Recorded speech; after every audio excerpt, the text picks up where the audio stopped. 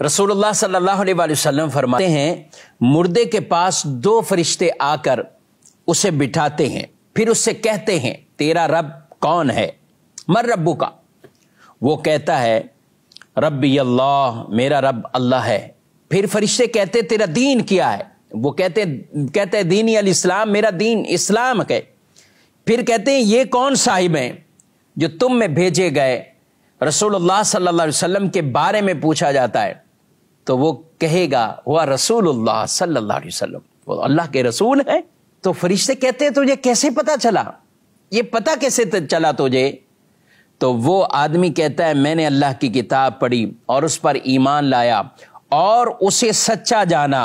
यही उस आयत मुबारका की तफसीर है जो अल्लाह ने फरमाया युसब्बितुल्लाहुल्लज़ीना आमनू बिलक़ौलि साबिति फिल हयातिद दुनिया व फिल आखिरा, यानी दुनिया में भी इन्हें साबित कदमी अता फरमाई और कब्र के अंदर भी इन्हें साबित कदमी ऐसी अता फरमाई कि ये उन सवालों में भी कामयाब हो जाता है, उन सवालों के जवाबात में भी कामयाब हो जाता है। नबी करीम सल्लल्लाहु अलैहि वसल्लम फरमाते हैं फिर आसमानों से एक पुकारने वाला पुकारता है और ऐलान करता है मेरा बंदा सच्चा है, इसके लिए जन्नत का बिस्तर बिछाओ, इसे जन्नत का लिबास पहनाओ, इसके लिए जन्नत का दरवाज़ा खोल दो, इसके लिए जन्नत का दरवाज़ा खोल दो।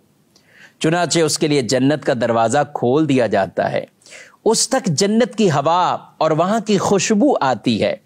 ता हद्दे नज़र फराखी यानी वुसअत नज़र अता की जाती है और कब्र उसकी फराख यानी कुशादा कर दी जाती है। उसके बाद रसूलुल्लाह सल्लल्लाहु अलैहि वसल्लम ने फरमाया कुफ़ार की कब्र के अंदर, कुफ़ार के पास जब ये फरिश्ते आते हैं और उसको बिठाते हैं, उसके पास भी रूह लौटा दी जाती है और ये फरिश्ते यही सवाल करते हैं तेरा रब कौन है। वो कहता है हाय हाय मैं नहीं जानता।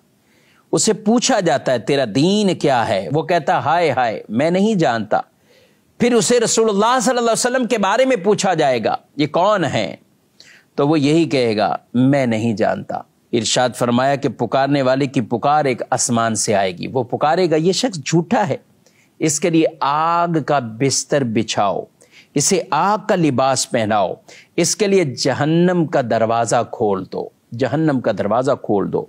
कहा कि फिर उस तक वहाँ की गर्मी और बू आती है और उस पर उसकी कब्र तंग हो जाती है, हत्ता कि उसकी पसलियां इधर की उधर और उधर की इधर एक दूसरे में पैवस्त हो जाती है। और फिर कहा कि ऐसे फरिश्ते उस पर मुसल्लत कर दिए जाते हैं जिनके हाथों में लोहे के हथौड़े हैं और वो उससे मारते हैं।